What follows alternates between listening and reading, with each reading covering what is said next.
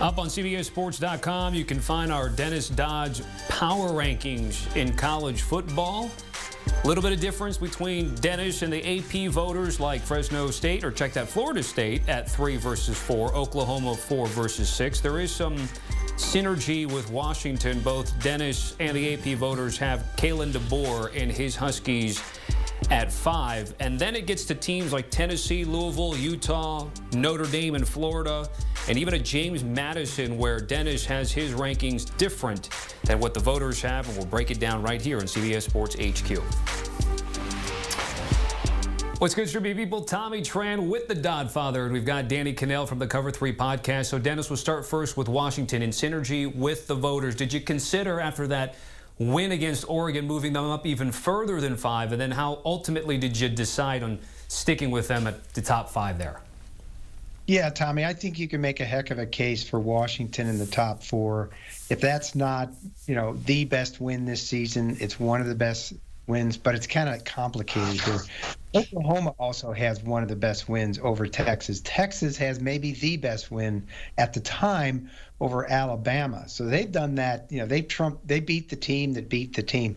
Also, as far as Washington compared to Oklahoma, I like Oklahoma's defense better. It's massively improved since last year. And Brent Venables, I would argue that might have been the difference against Texas. Bye week, I kind of moved them up or moved them down.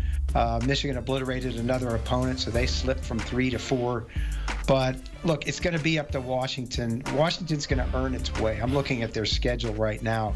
USC, Utah, Oregon State, and Washington State still to go in the best league in the country in the Pac-12. 3 of those teams are ranked. Washington State was just ranked.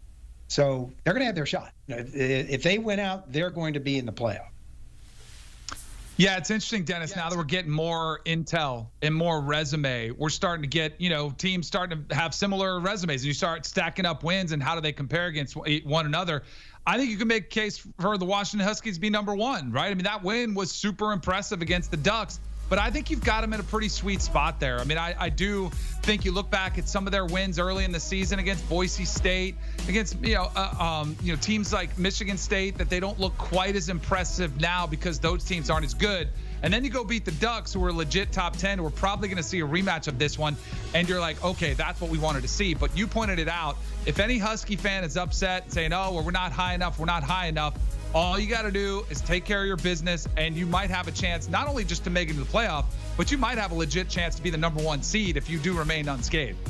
It'll all play itself out. We've seen the strength of the Pac-12 this year, and if you look at every challenging and contending Pac-12 school, those games will be there. If we get to the ACC now, Dennis, you moved up North Carolina 3 spots into the top 10, coming in at number 9. What continues to stand out to you about the Tar Heels, and what are your thoughts about them potentially challenging like a Florida State in the ACC? Yeah, well, again, we have a body of work now, right? Halfway through the season, there are 11 undefeated teams. I counted it up. North Carolina comes in at like the 9th team of those 11, and I have it in the top 10. So that's pretty darn good and probably the right place for them right now. I don't know what the word is. I wanted to see how Miami came out and played. I thought they might get steamrolled after the kneel-down fiasco in Miami, but they didn't. They played hard, 41-31. North Carolina needed every bit of those 41 points to win.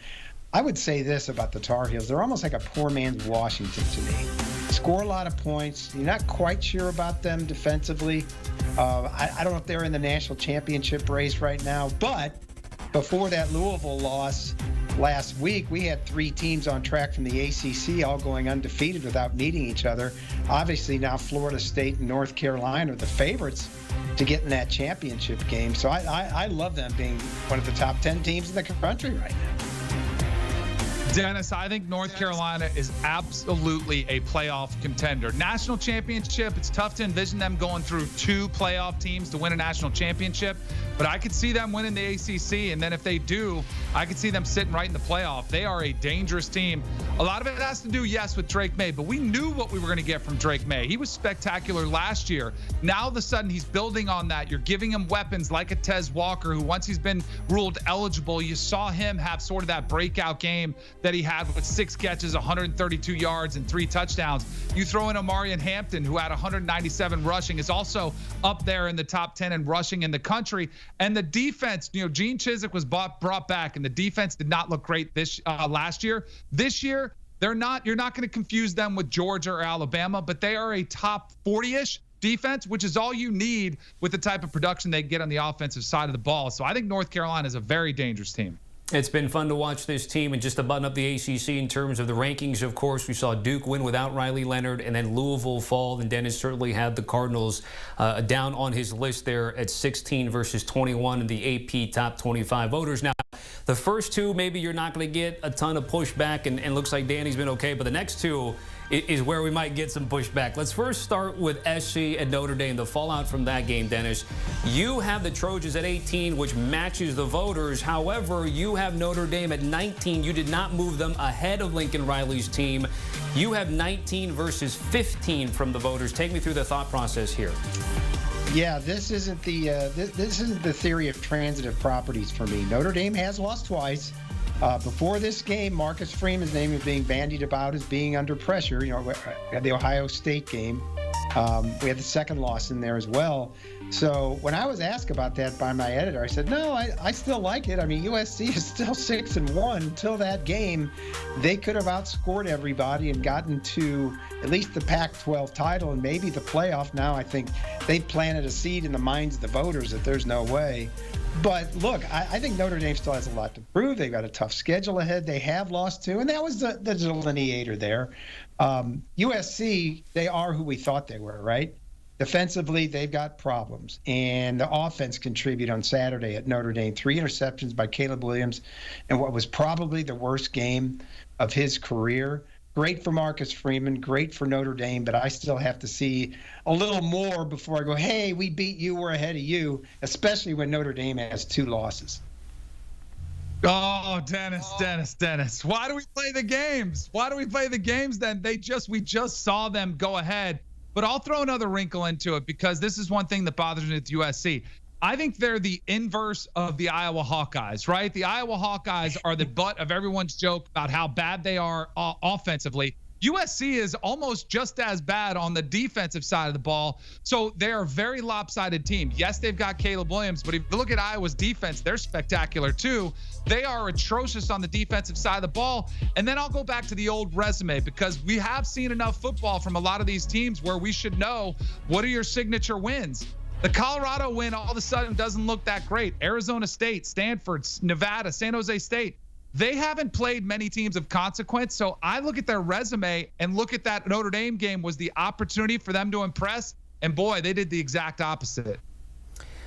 Lastly here, guys, is sort of the back end of the top 25. For instance, Dennis has James Madison in, the voters do not. Danny, there is one more school that Dennis put in that the voters did not. I'm going to give you the floor here. It's unfair. Dennis, we got to have a little sit down. I got to get in those numbers. I got to get in your algorithm and have a little chat with you, because the Florida Gators have absolutely no business being in anybody's top 25. Again, go back to resumes. They got absolutely trounced by Kentucky, the team that maybe would have been a nice win, and instead they got run all over. And I get that South Carolina is a win, but that's all it is, a win. They lost to Utah without Cam Rising. Utah doesn't look like the same team. I'm just speechless, Dennis, with the love for the Florida Gators. It is really bothering me at this point of the season.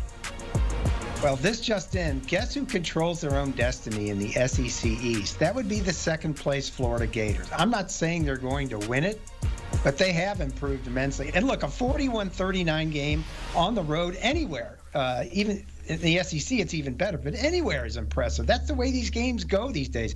And I have a soft spot in my heart. I'm looking out my window at Graham Mertz's house. He's in the next subdivision. I love him, love the family. Career high 423 yards. He guts it out at the end. And he was that guy at Wisconsin. He was leading an Iowa-like offense, but he's blossomed a little bit at Florida. And look, I'm not saying Florida's going to win the SEC East. At LSU, at Missouri, at FSU. It's a nice little reward midway through the season. How about that? Danny, I'll give you a final word. You okay with that? I am, because you know what? Graham Mertz is the least of the Florida Gators' problem. He actually has been really solid. I think he's the third best quarterback in the SEC. Danny, certainly appreciate it. Dennis, thank you very much. You can find the Dodfather's entire power rankings list on CBSSports.com. You can also catch DK with Tom Fornelli, Chip Patterson, and Bud Elliott on the Cover 3 podcast. The latest one has, upon further review, Brock Bowers' injury impact for #1 Georgia. And, of course, they talked about the Trojans as well as quarterbacks and more. Scan the QR code and check out that podcast today.